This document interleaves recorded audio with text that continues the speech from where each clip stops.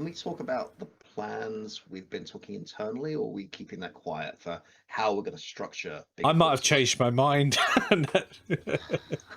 You say the plans, and I'll let you know. So, top Okay. secret plans coming up that So what it Mikey's is we're talking forgotten. about doing giant courses, right? Now we like doing giant courses because Ah, yes.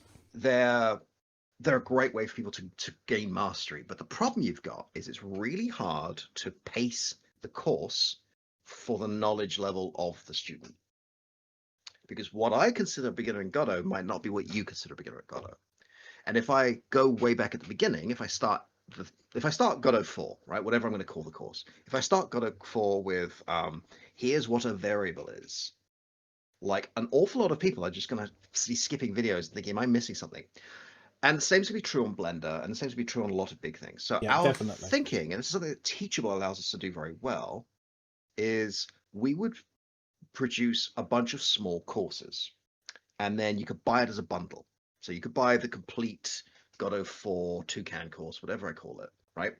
And that gives you access to all the bundles. Or if you just want to know how to make a top-down platformer game, yeah, we'll go with that. Top-down Good lad. platformer game. You just take that module. You don't buy the ones you don't want, right? So if you have no interest in 3D or you've already got the beginner stuff, you just buy those modules.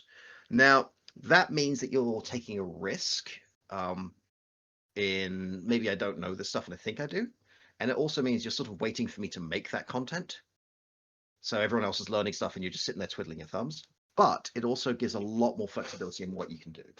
I consider that a very good way of building out a much more in-depth course. So, for instance, with Blender, if I was to make a very large course, you would end up with each section can only really be a certain length before someone looks at the course and goes, that's too big, I cannot take that course. Yep. It's a barrier to entry again. I don't have 50, 60, 70, whatever that person's threshold is in order to take the course.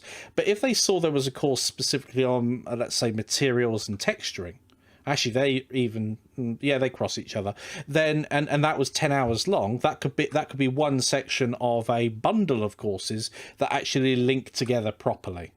And it means you could do a whole thing on like shaders, and we could get someone who knows what they're talking about with shaders and just do Exactly. that section.